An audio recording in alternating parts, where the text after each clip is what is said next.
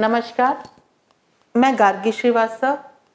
प्रस्तुत है आज असंभव से संभव की ओर के अंतर्गत इतिहास के पन्नों से की श्रृंखला। हमने पिछली बार बात की थी कि हम इतिहास में क्या पढ़ते हैं और हमें क्या पढ़ना चाहिए। इतिहासकारों का बहुत बड़ा दायित्व होता है, वो किसी भी देश की भविष्य और वर्तमान को तय करते हैं। जो बच्चा इतिहास पढ़ता है वो ये देखता है कि हमारे पूर्वज किस प्रकार के थे और आज जो स्थिति में वो देश है उसके लिए उसके पूर्वजों ने क्या योगदान दिया। इसके आधार पर ही वो बच्चा अपने भविष्य को तय करता है। बच्चा जो कि बड़ा होकर उस देश का नागरिक बनता है और किसी न किसी पद पर प्रतिष्ठित होता है, तो वो अपने देश के साथ उस इतिहास को लेकर देशभक्ति की भावना रखता है। यहाँ मैं अफसोस से कहना चाहूंगी कि जो भारत के इतिहासकार थे उन्होंने अपने दायित्व को कहीं ना कहीं अधूरा छोड़ दिया। पता नहीं किस डर से या किस लालच से उन्होंने जो इतिहास लिखना चाहिए था उससे अपना पल्ला झाड़ते रहे। परिणाम ये हुआ कि हमें इतिहास में ऐसी बातें बताई गई जो कहीं ना कहीं भ्रामक थीं। जो सत्य हमसे छुपाया गया वो सत्य हम सबका जानना पुनीत दायित्व है, क्योंकि हम देखते हैं कि भारत में जो इतिहासकारों ने इतिहास लिखा, विशेषकर जो आज़ादी का संघर्ष था उसके बारे में बहुत सी भ्रामक बातें हमें बताई गई। हम बहुत सारी ऐसी बातों को जानते हैं जो हमें जानना चाहिए। जैसे कि यहाँ मैं आपको बताना चाहूँगी, यदि आप भारत के रहने वाले हैं और आपने इतिहास का अध्ययन 10वीं क्लास तक भी किया है तो कहीं ना कहीं आपने 1857 की बारे में अवश्य पढ़ा होगा। आपको 1857 की क्रांति के बारे में जो लिखा है उसमें उसके कारण लिखे हैं और संघर्ष लिखने के साथ साथ उसके परिणाम में हम ये पाते हैं कि ये संघर्ष असफल हो गया। इसका क्या प्रभाव हुआ, जो लोग इसमें सम्मिलित थे उनका बाद में क्या हुआ, आप में से यदि किसी को पता हो तो अवश्य कमेंट बॉक्स में लिखकर मुझे बताएं। 1857 की जो क्रांति हुई थी उसमें बहुत से लोगों ने अपने प्राणों की आहुति दी, लेकिन अफसोस की बात यह है कि हम इसको मात्र एक सिपाही विद्रोह या 1857 की क्रांति या एक सैनिक विद्रोह या विप्लव कहकर अपना पल्ला झाड़ लेते हैं। मैं आपसे जानना चाहती हूँ, क्या आपको पता है कि झांसी की रानी का अंत कैसे हुआ? क्या आप जानते हैं तात्या टोपे का क्या हुआ?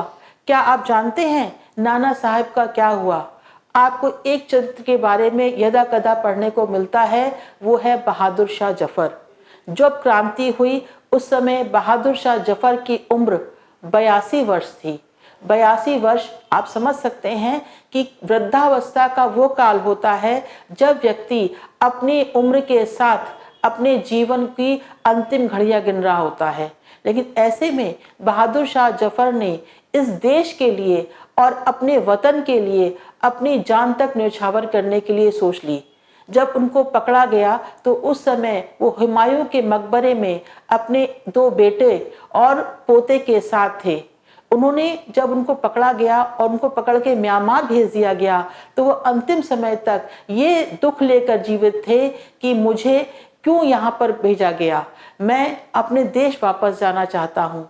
आप जानते हैं कि वो एक उर्दू के अच्छे शायर भी थे और जो कि अंग्रेज एक व्यक्ति था, उसने जब उनको पकड़ा तो उसने उनसे यही कहा कि अब बहुत हो गया, अब क्रांति अंग्रेजों के आगे आपकी नहीं चलेगी।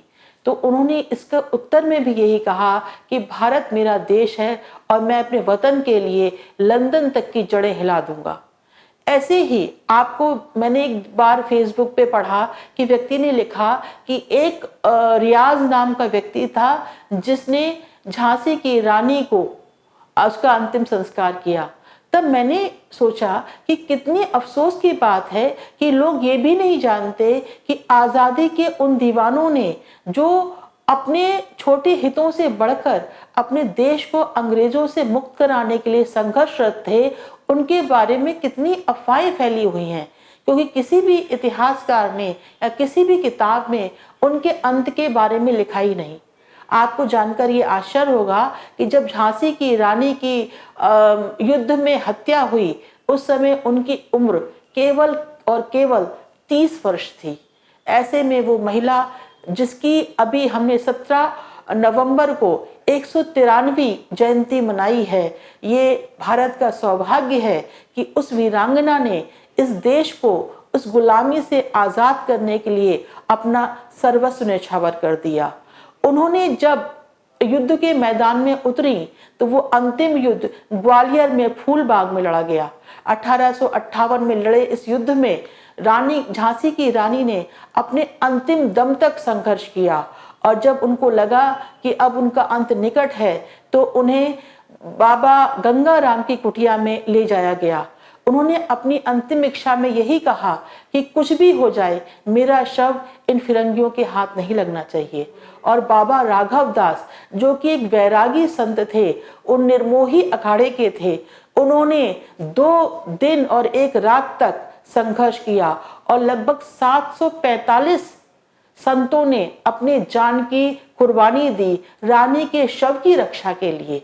और उनका पूरे सम्मान के साथ दामोदर दास के हाथों अंतिम संस्कार पूरे हिंदू विधि विधान के साथ किया गया।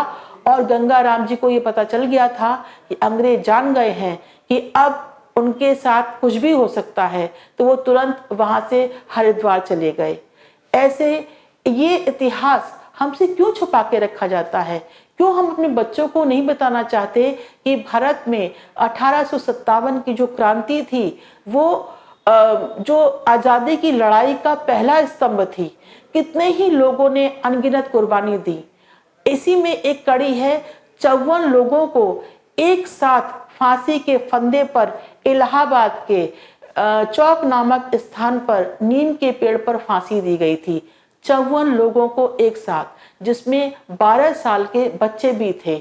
इतना खतरनाक तरीके से लोगों को डराने का प्रयास किया गया कि लोग अंग्रेजों के खिलाफ आवाज ना उठा पाए। इसी प्रकार से आप देखें, तात्या टोपे की भी यही कहानी है कि उनकी अवय भी उस समय 30 वर्ष की थी। जब वो इस युद्ध में उतरे तो उनको पता था कि उनके साथ क्या हो सकता है, लेकिन अंतिम युद्ध तक वो अपने प्राण लोगों को एकत्र करते रहे और अपनी इस काम में लगे रहे। लेकिन हम उनके बारे में नहीं जानते हैं। वामपंथी इतिहासकारों ने इतने सम्मानित इतिहास को हमसे छुपाया गया। यही नहीं, 1857 की शताब्दी जब 1957 के आजाद भारत में मनाई जा रही थी, उस समय लोगों के सामने बड़ा असमंजस खड़ा हो गया कि 1857 की शताब्दी को समर कहें, क्रांति कहें, सैनिक विद्रोह कहें, तो लोगों ने केवल 1857 कहकर अपना पल्ला झाड़ लिया। 2 वर्ष बाद यानी कि 1959 में जब 1959 में मॉस्को के सोवियत संघ ने अमेरिका के एक दैनिक पत्र न्यूयॉर्क डेली ट्रिब्यून में कार्ल मार्क्स और फ्रेडरिक एंजल्स द्वारा 1857 की क्रांति पर लेखों का एक संकलन प्रकाशित किया गया और उन्होंने इसको शीर्षक दिया प्रथम भारतीय स्वतंत्रता 1857 से 1859। आप ये देखिए कि भारतीय इस बात को कहने में संकोच करते रहे कि ये आजादी का पहला स्वतंत्रता संग्राम था। इसकी जो बाद के परिणाम थे वो बहुत ही ज्यादा क्रांतिकारी हुए, क्योंकि इसका प्रभाव हम आजाद हिंद फौज पर, सुभाष चंद्र बोस पर, रास बिहारी बोस पर और वीर सावरकर पर स्पष्ट रूप से देख सकते हैं। वीर सावरकर ने इस पर एक किताब लिखी और वो जो किताब थी वो बाद के क्रांतिकारियों के लिए एक तरह से गीता बन गई।